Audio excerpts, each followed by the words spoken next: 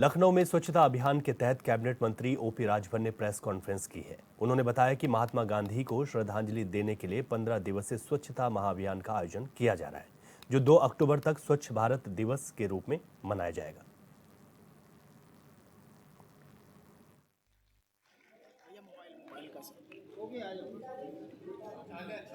के माननीय देश के प्रधानमंत्री माननीय नरेंद्र मोदी जी और उत्तर प्रदेश के मुख्यमंत्री योगी आदित्यनाथ जी के निर्देश पर पूरे देश में स्वच्छता ही सेवा कार्यक्रम चलाया जा रहा है। आज उसी कड़ी में पंचायत राज विभाग की तरफ से आज कार्यक्रम यहाँ हो रहा है और उसका उद्देश्य है कि जन भागीदारी तक इसको पहुंचाया जाए। हम आप जो बात सोच नहीं सकते उस बात को हमारे देश के प्रधानमंत्री जी सोच रहे हैं। जब देश की आज़ादी की लड़ाई में राष्ट्रपिता महात्मा गांधी जी ने राजनीतिक आज़ादी तो देश को आज़ाद करा के दिला दी। कैबिनेट मंत्री चौधरी लक्ष्मी नारायण ने मथुरा के छाता विधानसभा क्षेत्र पहुंचकर किसानों से मुलाकात की, जहां उनके साथ डीएम, एसएसपी समेत अन्य पदाधिकारी और अधिकारी मौजूद रहे। इस दौरान उन्होंने किसानों के खतों का निरीक्षण किया, साथ ही अधिकारियों को किसानों की समस्या सुनकर उनके निस्तारण करने के निर्देश दिए। बता दें कि चौधरी लक्ष्मी नारायण ने बैठक में सीएम योगी से मथुरा और छाता विधानसभा में सर्वे करवाकर किसानों को मुआवजा दिलवाने की बात कही है।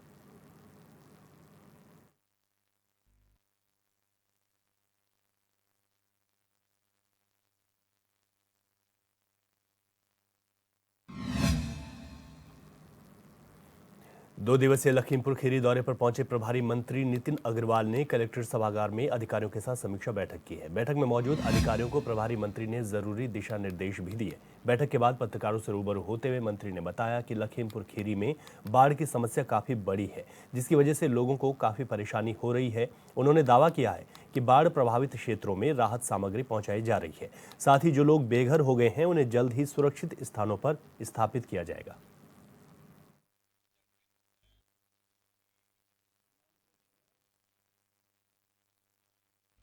क्या है, अब जिले की आज पूरी समीक्षा बैठक हुई है। लगभग सभी विभागों ने अपनी अपनी विकास की योजनाओं को मल्लों के सामने रखा है। बाढ़ बड़ी समस्या है, उस पर भी निर्देश दे दिए गए हैं। बाढ़ प्रभावित क्षेत्रों में तुरंत राहत सामग्री पहुंचाई जा रही है। जो लोगों जो बेघर हो गए हैं उनको सुनिश्चित किया जा रहा है कि उनको जल्द से जल्द सुरक्षित स्थानों पर फिर से उनको स्थापित कर दिया जाए। साथ ही साथ जो राशन वितरण की कार्रवाई चली तुरंत वो बढ़ रही है, आगे काम हो रहा है, राशन का वितरण किया जा रहा है। फसलों की जो बर्बादी हुई है, शासन ने पैसा उपलब्ध करा दिया है और जिन माननीय जिस हमारे किसान भाइयों की फसलें खराब हुई हैं उसको उनका मुआवजा दिया जा चुका है, दिया भी जा रहा है। तो एक प्रभावी कार्रवाई सुनिश्चित हो रही है। प्रभारी और राज्य मंत्री नरेंद्र कश्यप 2 दिवसीय दौरे पर मैनपुरी पहुंचे, जहां उन्होंने सबसे पहले ट्रांजिट हॉस्टल में पहुंचकर प्रेस कॉन्फ्रेंस की है और समाजवादी पार्टी और अखिलेश यादव पर जमकर निशाना साधा। उन्होंने कहा कि सपा हमेशा अपराधियों के साथ खड़ी रहती है। अखिलेश यादव अपराधियों का डीएनए टेस्ट करने की बात करते हैं, लेकिन कभी पीड़िता से मिलने नहीं पहुंचे। उन्होंने कहा कि कन्नौज में तो अपराधी का डीएनए मैच हो गया था, उस पर अखिलेश यादव ने कुछ नहीं बोला।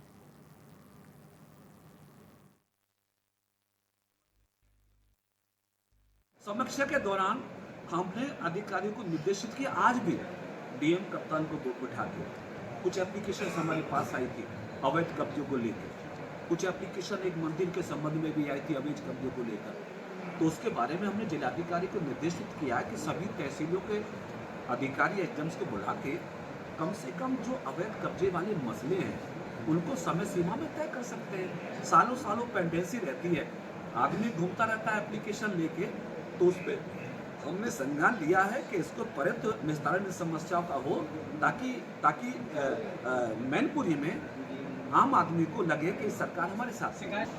शायद आपने कल के अखबारों में पढ़ा होगा और आप विद्वान सब मेरे मित्र हैं, आप सबकी जानकारी में है कि प्रधानमंत्री जी पिछले सालों से वन नेशन वन इलेक्शन के मुद्दे पर देश की जनता के बीच में है। और इस इशू पर प्रधानमंत्री जी ने देश के पूर्व राष्ट्रपति जी को इस सारे बड़े मुद्दे की जिम्मेदारी सौंपी है। हमारी सरकार, हमारी पार्टी इस पक्ष में है कि देश के अंदर जो अनावश्यक आर्थिक बोझ पड़ रहा है, समय व्यतीत हो रहा है, अधिकारी एंगेज हो रहे हैं, जनता का भी समय खराब होता है।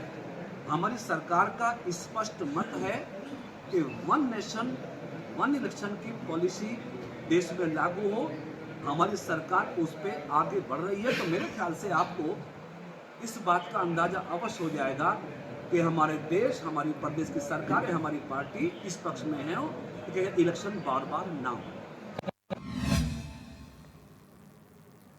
वहीं मुरादाबाद में बीजेपी की ओर से आयोजित कार्यक्रम में कैबिनेट मंत्री अनिल कुमार ने शिरकत की। इस मौके पर उन्होंने कुंदरकी उपचुनाव को लेकर कार्यकर्ताओं से मुलाकात की है। साथ ही जनता को एनडीए की नीतियों के बारे में भी जानकारी दी। मंत्री अनिल कुमार ने उपचुनाव में जीत का दावा करते हुए कहा कि उपचुनाव को लेकर एनडीए की ओर से रणनीति बनाई गई है, जिसके तहत पार्टी कार्यकर्ता काम कर रहे हैं।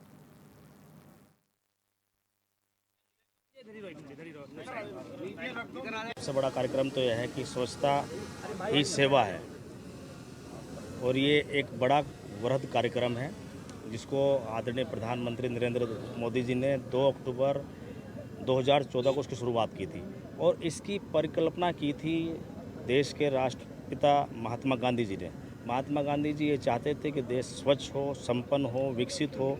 उन सब बातों को लेकर आज आदरणीय प्रधानमंत्री जी लेकर चल रहे हैं। ये उन्हीं का कार्यक्रम है। वो चाहते हैं कि इस देश में सभी लोग स्वच्छ रहें, स्वस्थ रहें, स्वच्छता बढ़े, स्वच्छता बढ़ेगी, संपन्नता आएगी, संपन्नता बढ़ेगी तो देश विकसित होगा।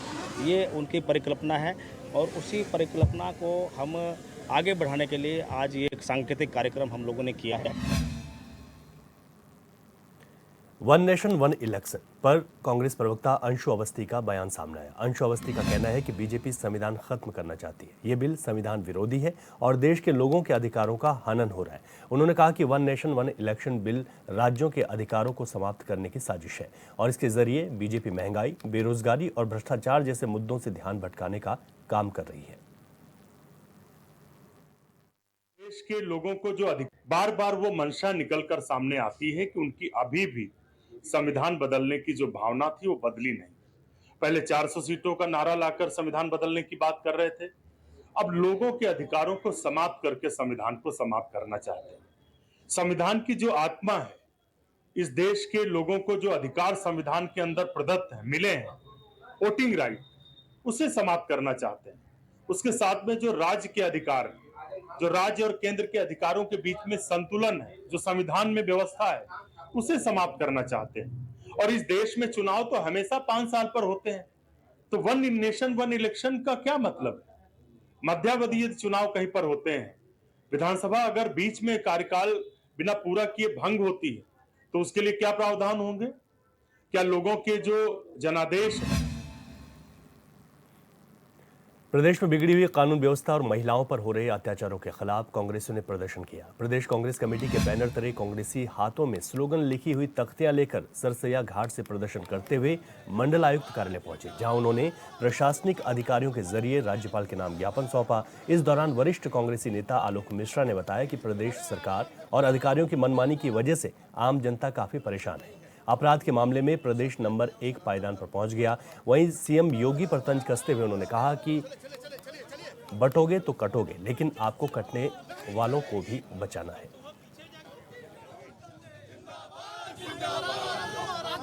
देखिए, आज कानून व्यवस्था ध्वस्त हो चुकी है। उत्तर प्रदेश अपराध के मामले में नंबर 1 का राज्य हो चुका है पूरे देश में, चाहे वो महिलाओं के साथ हो, चाहे अपराध। और ये हमारा डेटा नहीं है, ये उन्हीं का डेटा है, गवर्नमेंट एजेंसी का डेटा है कि उत्तर प्रदेश अपराध में नंबर 1 है। महिलाओं के साथ अत्याचार हो रहा है। आप बताइए, अयोध्या में राम मंदिर के अंदर के प्रेमाइजेस के अंदर अगर किसी महिला का अपमान हो, चीरहरण हो, उसके साथ बलात्कार हो, तो इससे ज़्यादा शर्मनाक बात क्या हो सकती है? और एक वर्ग विशेष को टारगेट करके जो प्रॉब्लम क्रिएट की जा रही है, उसके हम लोग खिलाफ हैं। हम लोगों का कहना है कि आप कानून व्यवस्था को सुदृढ़ करें। अपने गाल बजाने से कोई फ़ायदा नहीं है कि मेरा सबसे अच्छा, और जैसे कहा जा रहा है ना, कटोगे तो बटोगे, बटोगे तो कटोगे। अरे आपको सुरक्षा देनी है, जो कट रहे हैं उनको भी बचाना है। आप खुद ही कह रहे हैं बटोगे तो कटोगे। जब मुख्यमंत्री जी काटने की बात करते हैं तो आप ये बताइए प्रदेश में शासन कैसे चलेगा, प्रदेश में कैसे अमन चैन आएगा, प्रदेश में कानून व्यवस्था कैसे रहेगी। वहीं सिद्धार्थनगर में पुलिस अधीक्षक प्राची सिंह और विधायक विनय वर्मा के बीच का संघर्ष समाप्त हो गया है। विधायक विनय वर्मा ने 9वें दिन अपना धरना प्रदर्शन खत्म कर दिया। 2 थानाध्यक्षों के ट्रांसफर पर उन्होंने धरना समाप्त किया। बताया गया कि विधायक पुलिस की कार्यशैली से नाराज होकर धरने पर बैठे हुए थे। वे सरकार से पुलिस अधीक्षक प्राची सिंह के तबादले की मांग कर रहे थे। वहीं धरने के 9वें दिन शिक्षक विधायक ध्रुव कुमार त्रिपाठी धरने में शामिल हुए और पुलिस अधीक्षक से बात कर धरना प्रदर्शन खत्म करवाया।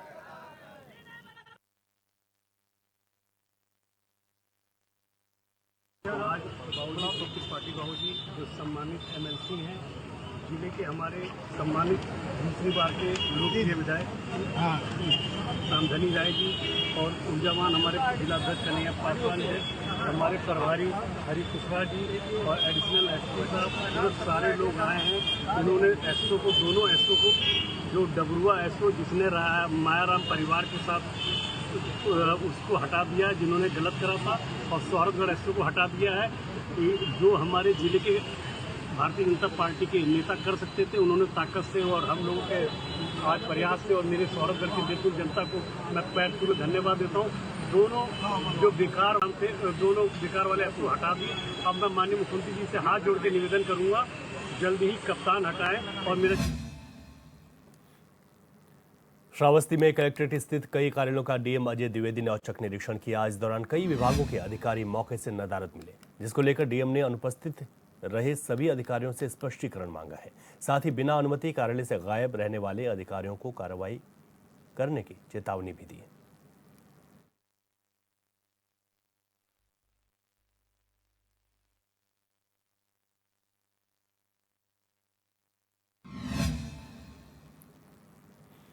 कानपुर में साबरमती और कालिंदी एक्सप्रेस को डिरेल करने की नाकाम साजिश के बाद पुलिस प्रशासन और रेलवे अधिकारी एक्टिव मोड पर हैं। रेलवे ट्रैक के आसपास रहने वाले और रेलवे ट्रैक की स्थिति को जानने के लिए, निरीक्षण करने के लिए पुलिस कमिश्नर और डीआरएम ने संयुक्त रूप से मंधना से शुक्लागंज तक रेलवे ट्रैक का निरीक्षण किया। इस मौके पर रेलवे के कई अधिकारी मौजूद रहे।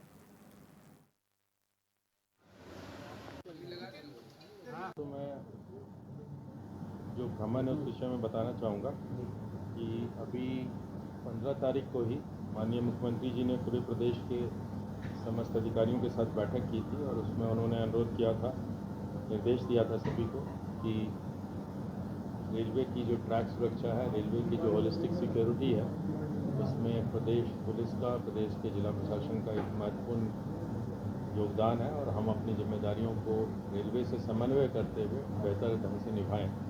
उस क्रम में मैं धन्यवाद देना चाहूँगा डीआरएम साहब से, जिन्होंने ये इनिशिएटिव लिया कि कानपुर, चूँकि जैसा आप बता रहे हैं कि हाल में 2 घटनाएं हुई हैं जिसको लेकर चिंता है, उस पर हम लोग काम भी कर रहे हैं। उस क्रम में उन्होंने कानपुर को चुना और आज पूरी टीम के साथ रेलवे के जो डिफरेंट विंग्स हैं, इंजीनियरिंग विंग है उनका, जो उनका आरपीएफ है और सिविल पुलिस के हमारे डिफरेंट यूनिट्स, हम लोगों ने पूरे एरिया को घूमा है, देखा है और समग्र रूप से जो सुरक्षा है उसके दृष्टिकोण से हमें देखने का मौका मिला और एक नया पर्सपेक्टिव भी हम लोगों को कभी इस तरह के अपॉर्चुनिटीज़ कम मिले हैं और उस रेलवे के पर्सपेक्टिव से हम जब इसकी पूरी चीज़ों को देखा तो एक बेहतर ढंग से।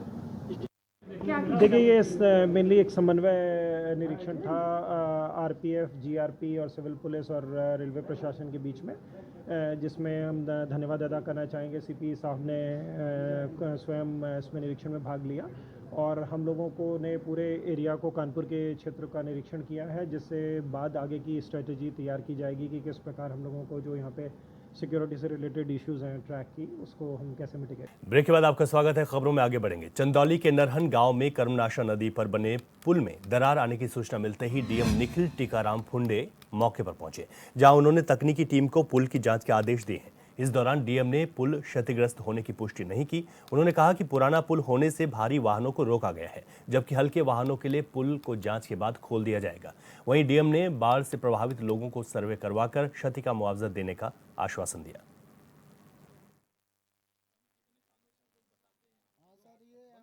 मेंशन किया, नरहन गांव के करीब हम लोग हैं। ये पुल बना हुआ है कर्मनाशा नदी पे और आगे जो रोड है बिहार की तरफ जाती है। इस पुल पे सुबह लगभग 6:30 बजे सूचना एसडीएम को प्राप्त हुई कि भारी पानी के फ्लो से और जलकुंभी के जमाव से यहाँ पर ब्रिज में क्रैक आया है। तो उसके बाद तत्काल ही ट्रैफिक रोक दिया गया और उसके बाद जो विभाग है पीडब्ल्यूडी का निर्माण खंड, इसके इंजीनियर्स ने आके इसको चेक किया है। अभी हम लोग स्वयं भी और भी आला अधिकारियों के साथ यहाँ आए हैं और हम लोगों ने फिलहाल जो पाया है कि ब्रिज में किसी प्रकार की क्षति नहीं है। झांसी के समथर थाना क्षेत्र में लगातार हो रही बारिश के बाद घर में सो रहे एक व्यक्ति के ऊपर कच्चे मकान की दीवार भरभराकर गिर गई। हादसे में व्यक्ति की मलबे में दबने से मौत हो गई। सुबह जब व्यक्ति के बेटा घर पर पहुंचा तो उसका पिता मलबे में दबा मिला। वहीं मामले की सूचना मिलते ही पुलिस और तहसील प्रशासन भी मौके पर पहुंच गया। पुलिस ने व्यक्ति के शव को कब्जे में लेकर पोस्टमार्टम के लिए भेज दिया है और मामले की जांच शुरू कर दी।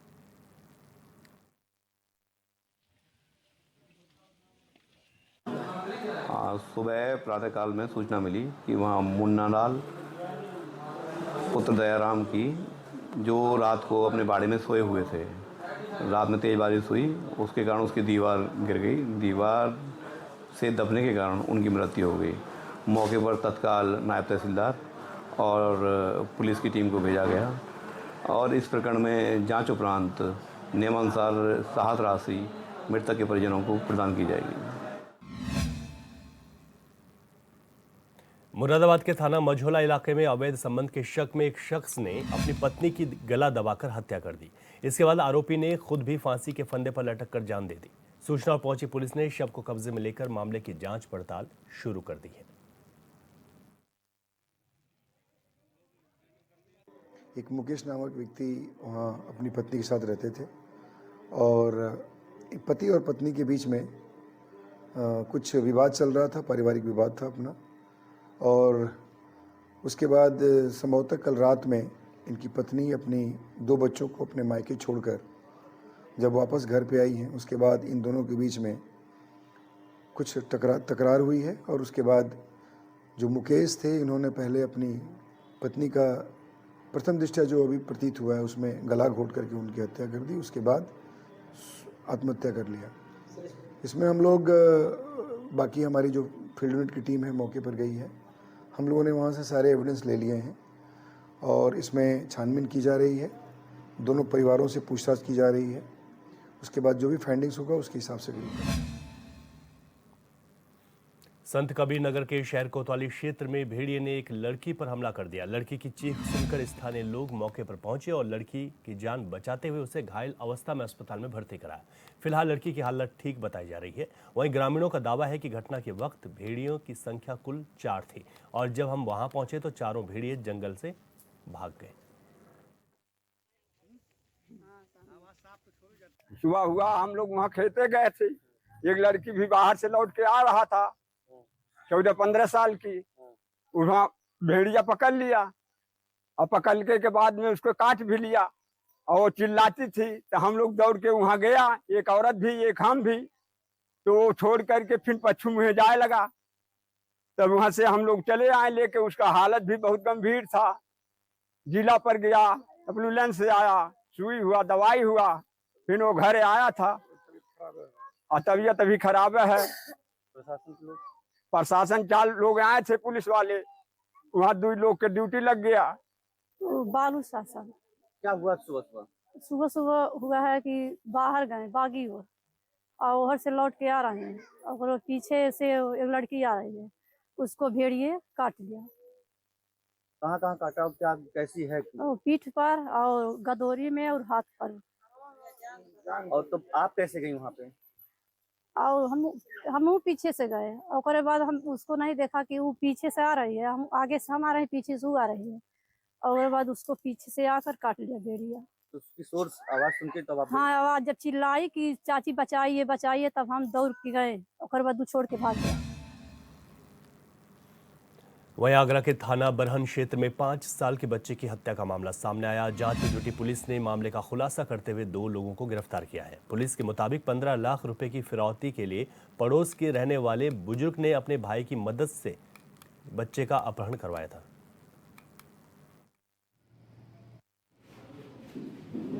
क्योंकि हत्या से पहले तो अपहरण का मुकदमा दर्ज था, तो बरामदगी के लिए ही 6 टीमें हमारी लगाई गई थी। बॉडी मिलने के बाद भी वो सभी टीमें कार्य करती रहीं और लोगों से जो पूछताछ हुई हम लोगों की वो कि गांव में कौन लोग आए थे या कौन लोग गांव से बाहर गए हैं घटना के समय, उससे क्लू मिला और उसके बाद हम लोगों ने काफी दूर तक सीसीटीवी फुटेज चेक कराया। कैमरे में एक फुटेज मिला जिसमें बोरी में कुछ भर करके ले जाते हुए अभियुक्त दिखा। इससे फिर अन्य बाकी सीडीआर और अन्य चीजों का विश्लेषण किया गया और जिससे ये घटना हुई। ये देखिए टीम को लगभग 25,000 का इनाम हम लोग दे रहे हैं, क्योंकि इन्होंने काफ़ी मेहनत की और काफ़ी खुलासा के समय रहते हुए और काफ़ी मेहनत की गई टीम के द्वारा, इसलिए 25,000 का इनाम हम लोग। बिलासपुर में आत्महत्या करने के लिए उकसाने के मामले में फरार आरोपी कांग्रेस नेता तैयब हुसैन को पुलिस ने गिरफ्तार कर लिया। बता दें कि तैयब हुसैन और कांग्रेस नेता अकबर खान के खिलाफ सिद्धांत नागवंशी आत्महत्या, रजब अली मौत और एट्रोसिटी एक्ट के तहत 3 मुकदमे दर्ज थे, जिसके चलते पुलिस ने कांग्रेस नेता अकबर खान को पहले ही गिरफ्तार कर लिया था। जिसके बाद तैयब हुसैन ने बचने के लिए सुप्रीम कोर्ट में याचिका दायर की थी, लेकिन कोर्ट ने उन्हें पुलिस के सामने पेश होने का आदेश दिया था।